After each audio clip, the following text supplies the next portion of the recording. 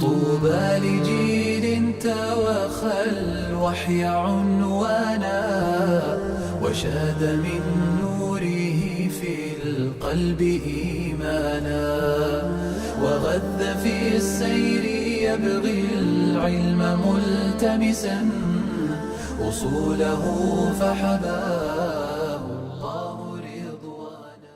بسم الله الرحمن الرحيم. الحمد لله رب العالمين، والصلاة والسلام على أشرف المرسلين سيدنا محمد وعلى آله وصحبه أجمعين، وبعد، فما زال الكلام موصولا في شرح كتاب درر الحكام في شرح مجلة الأحكام للشيخ علي حيدر.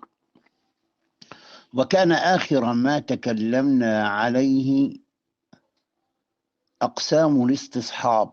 بعد أن عرفنا الاستصحاب ذكرنا أن له قسمان. القسم الأول استصحاب الماضي بالحال، فأنت مثلا كما قلنا إذا خرجت من بيتك متوضئا ومتيقن أنك خرجت متوضئا ثم شككت حالة دخول وقت الظهر،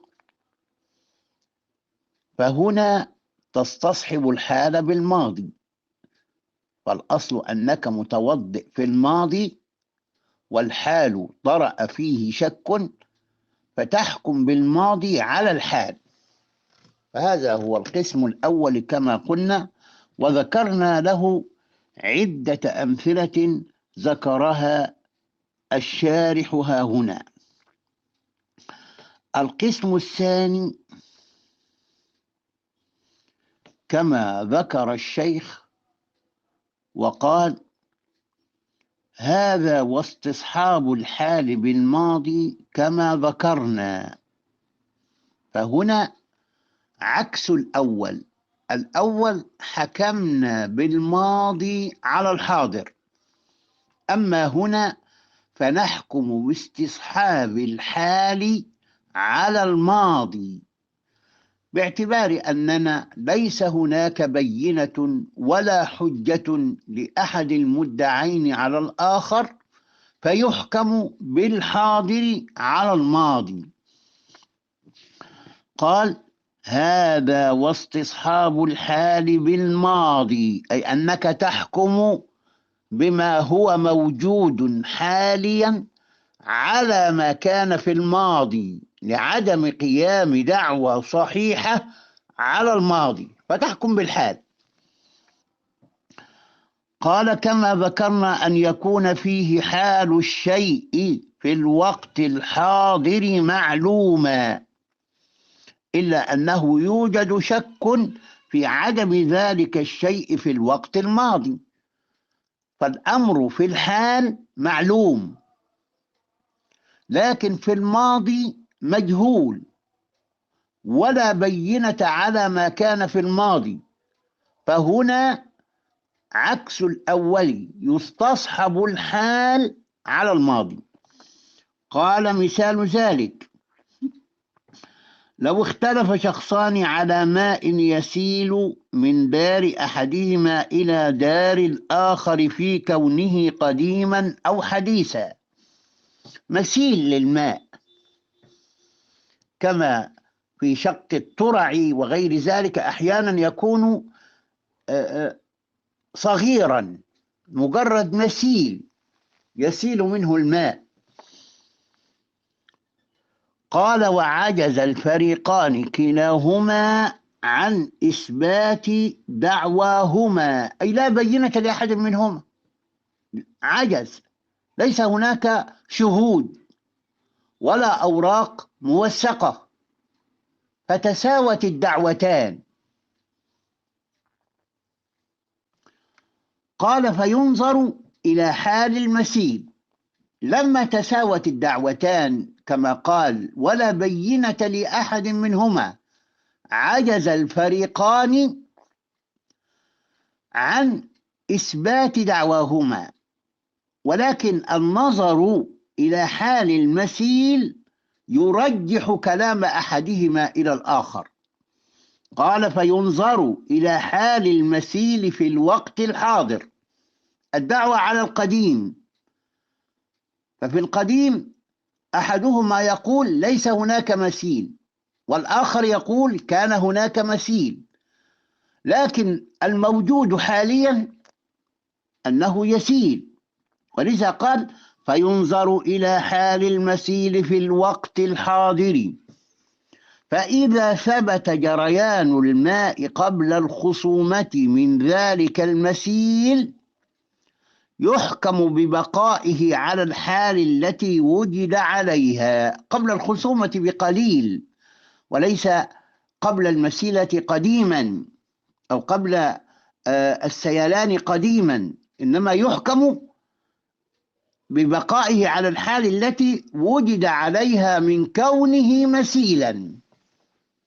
قبل الخصومة بقليل من الزمن كان هناك جريان للماء، ولكن أحدهما يدعي أن الماء لا يجري، فلما وصل الأمر إلى القاضي ينظر إلى ما كان قبل الدعوة، فقبل الدعوة كان الماء يسيل أي الماء يجري. قال فيحكم ببقائه على الحال التي وجد عليها، فيحكم به في الحال على الماضي. قال وكذلك لو استأجر رجل طاحونا، معروف الطاحون وهو ما يطحن الدقيق أو غيره من أنواع الحبوب، وادعى بعد انقضاء مدة الإجارة انقطاع الماء عن الطاحون مدة. هنا المستأجر يريد ألا يدفع جزءا من الأجرة مقابل انقطاع الماء، لأن انقطاع الماء والحال هذه يعطل العمل، فهو يدعي أن هناك جزءا من الزمان لم يعمل فيه الطاحون فلا تستحق فيه الأجرة للمؤجر. قال وادعى بعد انقضاء مدة الإجارة انقطاع الماء عن الطاحون مدة، وطلب تنزيل الأجرة عن المدة التي انقطع فيها الماء، خصم، أو أنه لا يريد أن يدفع، وهذا معنى طلب تنزيل الأجرة، أي خصم جزء من الأجرة مقابل أن الطاحون لم يكن يعمل. قال وطلب تنزيل الأجرة عن المدة التي انقطع فيها الماء، وصاحب الطاحون ادعى عدم انقطاع الماء، دعوى من المستأجر ودعوى أيضا من صاحب الطاحون وهو المؤجر، ولا بينة لأحدهما، عجز كل منهما أن يقيم الدعوى على ما يدعيه، ولذا قال وصاحب الطاحون ادعى عدم انقطاع الماء، فتحكم الحال الحاضرة على الماضي، تحكم الحال الحاضرة على الماضي، فإذا كان الماء جاريا وقت الدعوى والخصومة فيستصحب الحال بالماضي، والقول للمؤجر مع يمينه، وهذا أمر معروف عند الحنفية، وأنه إذا لم يكن هناك بينة لأحد المدعين لكلا المدعين، إذا لم يكن هناك بينة لكلا المدعين فكل منهما ينكر، فيدخلان في قوله صلى الله عليه وسلم واليمين على من أنكر فيتحالفان، وإن كان هذا خلاف ما قاله الجمهور. والقول للمؤجر مع يمينه، وبالعكس لو كان الماء مقطوعا فالقول للمستأجر مع يمينه. كذا لو أنفق الأب من مال ابنه الغائب فادعى الولد أن والده كان موسرا وقت الإنفاق. لو تصورنا أن الابن أعطى مالا لأبيه ليحفظه له، وسافر الولد وغاب عن بلده، والأب أنفق من هذا المال، لكن الأب لما أنفق كما قلنا لو أنفق الأب من مال ابنه الغائب فادعى الولد أن والده كان موسرا وقت الإنفاق لجريان بعض الوظائف له أو بعض التجارة له أو له وظيفة تدر عليه مالا ونحو هذا. قال: وطلب ضمانه المبلغ الذي صرفه، أي أن الابن يطلب من أبيه ما صرفه من ماله يضمنه. قال: فينظر إلى الحال الماضي، فإذا كان الوالد وقت الخصومة معسرا فالقول قوله مع اليمين، وإذا كان موسرا فالقول قول الابن، أي أننا سنطبق استصحاب الحال على الماضي. فإذا كان في الحال موسرا طولب بما أخذه من مال ابنه، وإذا كان في الحال معسرا فالقول قول الأب مع يمينه كما قلنا. قال: ولهذه القاعدة مستثنى، كما ذكرنا فيما سبق أن لكل قاعدة استثناءات، وهذا الاستثناء إنما هو لدليل آخر فلا ينطبق عليه ما يجري على فروع القاعدة المذكورة. قال: ولهذه القاعدة مستثنى، وذلك أن الأمين يصدق بيمينه في براءة ذمته. لا نطبق استصحاب الحال ولا نطبق استصحاب الماضي، ولذا قال: وذلك أن الأمين يصدق بيمينه في براءة ذمته.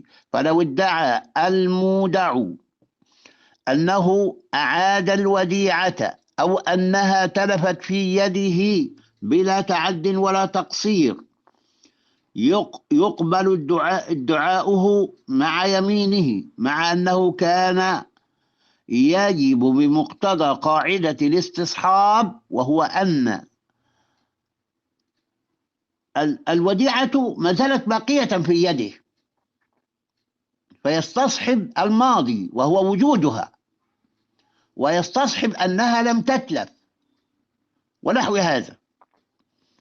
مع أنه كان يجب مقتضى قاعدة الاستصحاب أن يعد الأمين مكلفا بإعادة الأمانة ما لم يثبت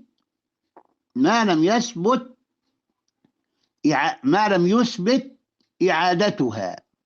هو لم يثبت لأن هذا ليس معه بينة على دعواه، وهذا ليس له بينة على دعواه. لكن لم نطبق استصحاب حال ولا استصحاب الماضي.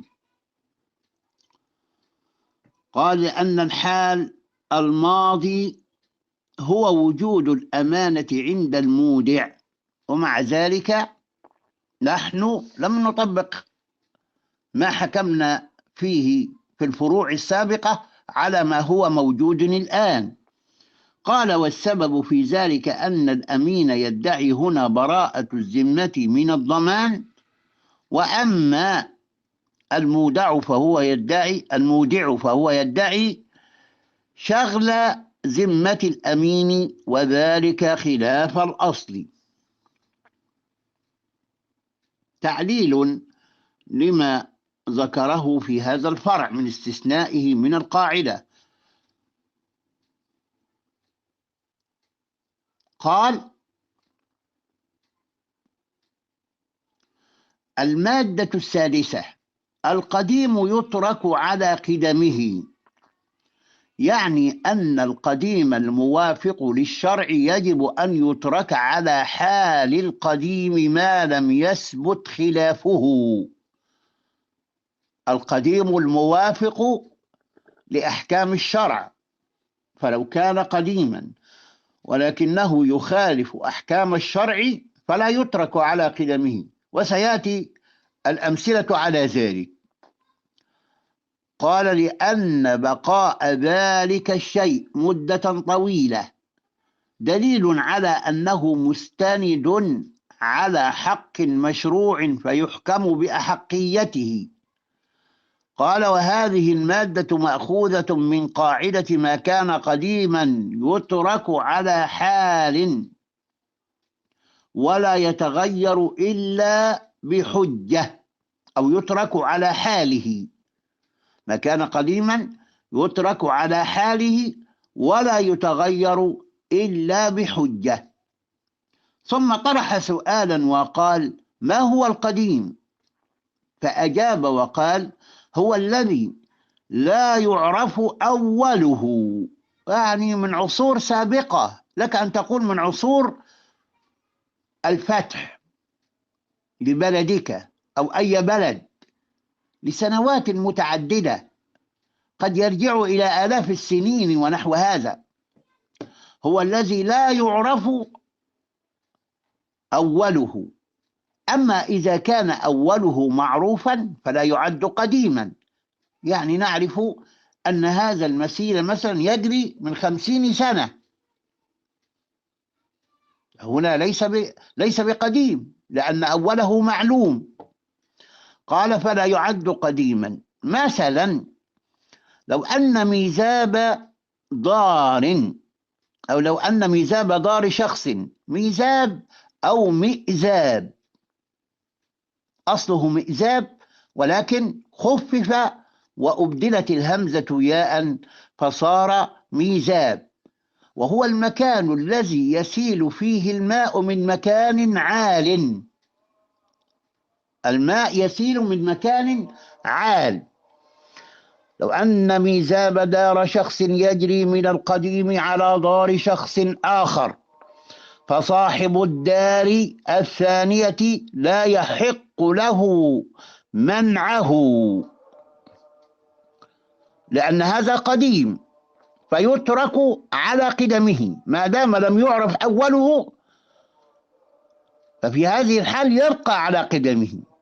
قال: كما وأن بلوعة، كما لو أن بلوعة دار تمر من دار أخرى، فصاحب الدار الثانية لا يحق له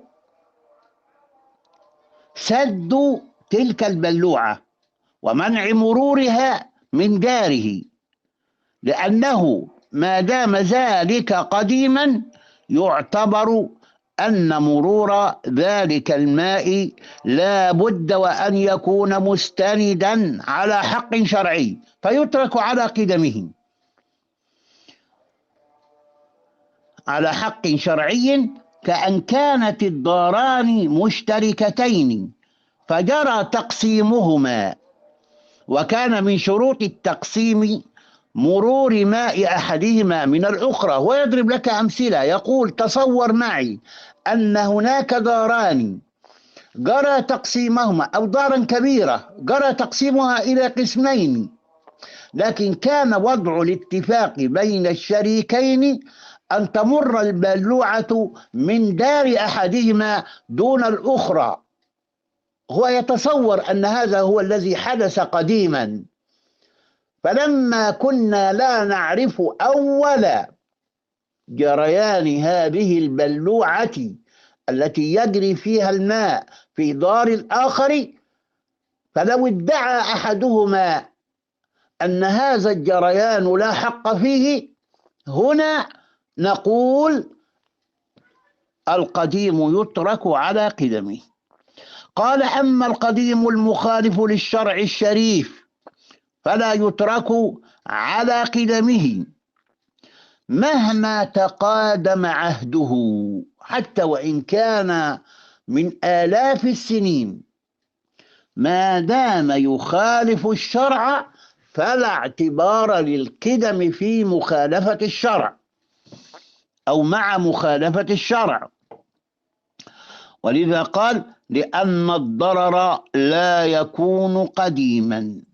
ثم ذكر مثالا وقال: مثلا لو أن بلوعة دار تجري من القديم في الطريق العام، وليس في دار أحدهما إنما في الطريق العام، في الطريق العام، لا ينظر إلى قدمها وتزال، لأنه غير ممكن احتمال مشروعية ذلك. لا يحتمل، لا يتصور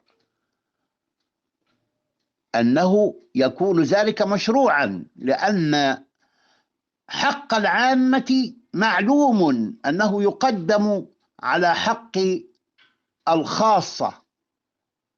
فهنا والحال هذه لا يترك هذا القديم على قدمه، وإن تمسك به بعض الناس لمنفعة تخصه ونحو ذلك، فهذا لا يجري عليه قاعدة القديم